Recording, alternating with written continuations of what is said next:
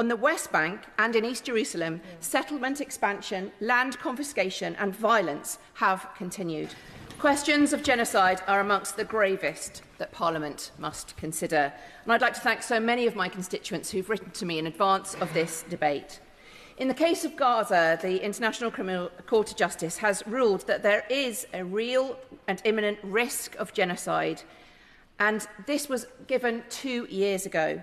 The court is still deliberating the case, and a final judgment is expected next year. But in the meantime, this risk requires action.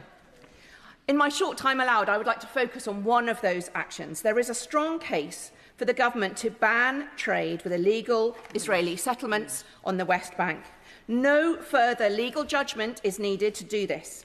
While global attention has focused rightly on Gaza, on the West Bank and in East Jerusalem, settlement expansion, land confiscation and violence have continued.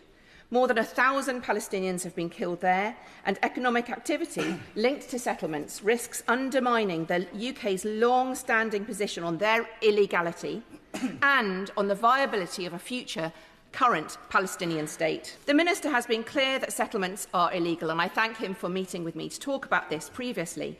The mechanism exists to do this. The UK-Israel trade agreement already differentiates settlement goods, denying them preferential tariffs. So there are postcodes which show exactly where goods come from already.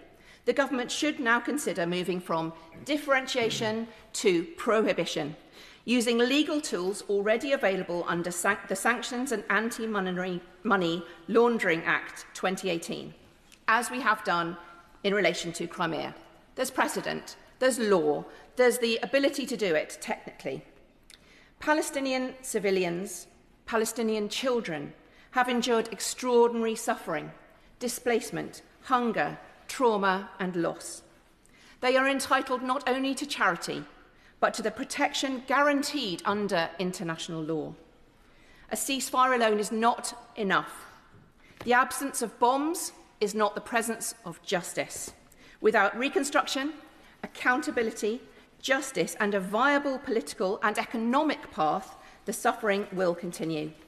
So I would be grateful if the Minister could outline whether the UK will now support the collection and preservation of evidence of war crimes that will be needed for the justice system to work, and when the government will move ahead on legislation that's needed, it's only regulations or perhaps some secondary legislation, to stop the trade with these illegal settlements on the West Bank, in line with the UK's stated policy and international legal obligations.